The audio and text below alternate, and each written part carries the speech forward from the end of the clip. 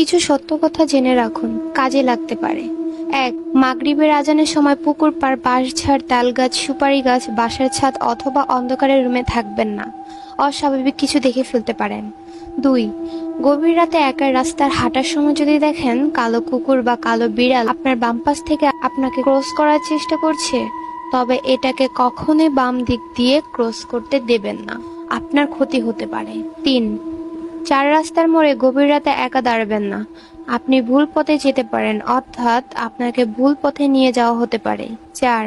যদি দেখেন বাঁশঝাড়ের কোনো একটি বাঁশ কোনো কারণ ছাড়াই নিচু হয়ে আছে, তবে ওই বাঁশের ওপর দিয়ে যাওয়ার চেষ্টাও করবেন না, আপনার ক্ষতি হতে পারে। 5. আপনি রাতের বেলা কোনো লোকের পেছনে যদি অনেকগুলো কুকুর লাইন বেঁধে যেতে দেখেন, তবে ভুলেও ওই পথে যাবেন না, কারণ লোকের পেছনে কুকুর ঘোরার ব্যাপারটা অনেক খারাপ কিছু নির্দেশ করে। 6. ঘুম ভাঙার পর যদি আপনার মনে হয় রুমে অদৃশ্য কেউ একজন আছে, তবে সাহসিকতার সাথে বিষয়টা অবহেলা করুন আর চুপচাপ রুম থেকে বেরিয়ে যান। 7. রাতে কেউ যদি আপনার নাম ধরে ডাকে, তবে ওই ডাকে সাড়া দিয়ে বাইরে যাবেন না, যদি যান তো আর নাও ফিরে আসতে পারেন।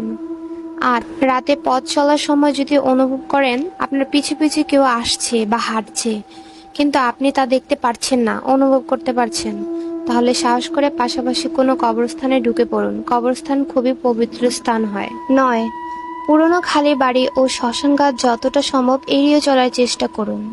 10. কখনই ব্ল্যাক ম্যাজিক নিয়ে পরীক্ষা করতে যাবেন না, আপনি কি করছেন তা বোঝার আগেই আপনার অপূরণীয় ক্ষতি হয়ে যেতে পারে।